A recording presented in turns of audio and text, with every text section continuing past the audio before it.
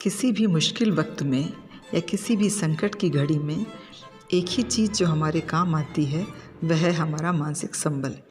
हर मनुष्य के भीतर असीम शक्ति छुपी हुई है, ज़रूरत है उसे पहचानने की। हमारे भीतर छुपी शक्तियों का हमारे जीवन जीने से गहरा संबंध होता है। मित्र, सगे संबंधी सभी मुश्किल के वक्त हमारे काम आते हैं, किंतु सबसे ज़्यादा काम आती है हमारी मानसिक क्षमता। अपने भीतर की शक्तियों को जानने की कोशिश करना आवश्यक होता है। हमारे भीतर अदम्य साहस और शक्ति छुपी होती है, पर इनका एहसास हमें किसी विशिष्ट परिस्थितियों में ही होता है, और तब एक साधारण सा दिखने वाला इंसान भी अद्भुत कार्य करने में सफल हो जाता है। हिंदू माइथोलॉजी में हनुमान जी का व्यक्तित्व हम सबको बहुत प्रभावित करता है, किंतु इन्हीं हनुमान जी को जब श्री राम ने लंका जाने का आदेश दिया तो उन्होंने अपनी असमर्थता जताई, क्योंकि उन्हें अपनी शक्तियाँ विस्मृत हो चुकी थीं।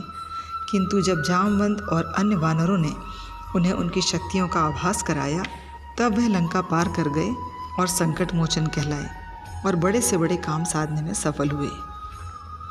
एक कहानी जो बताती है कि जब कोई विपरीत स्थिति हमारे सामने आती है तो स्वतः हमें अपनी शक्ति का एहसास होने लगता है, और वही होती है हमारी खुद से पहचान। एक सिंह का बच्चा जंगल में कहीं खो गया और भेड़ों की झुंड से जा मिला। जब वह भेड़ों के साथ रहने लगा तो उनकी तरह व्यवहार करने लगा, उनकी तरह ही उछलता कूदता, उनकी तरह व्यवहार करता, छोटे छोटे जानवरों से भी डरता। किंतु एक दिन जब एक बड़ा सा शेर जंगल में इन भेड़ों की झुंड के सामने आकर खड़ा हो गया और गर्जना करने लगा, तो सारी भेड़ भयभीत हो गई और से भाग खड़ी हुई। तब यही सिंह का बच्चा गर्जना सुनकर जोर जोर से दहाड़ने लगा और दहाड़ मारकर छलांग लगाकर वह शेर के सामने खड़ा हो गया।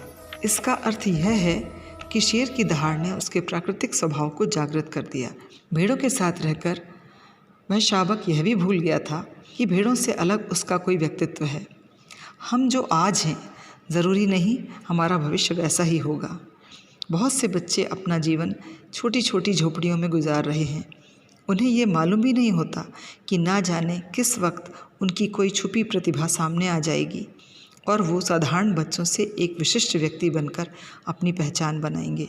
हम स्वयं नहीं जानते कि छोटे छोटे साधारण काम करते करते हम कब विशेष बन जाते हैं और किसी बड़े काम को जाते हैं।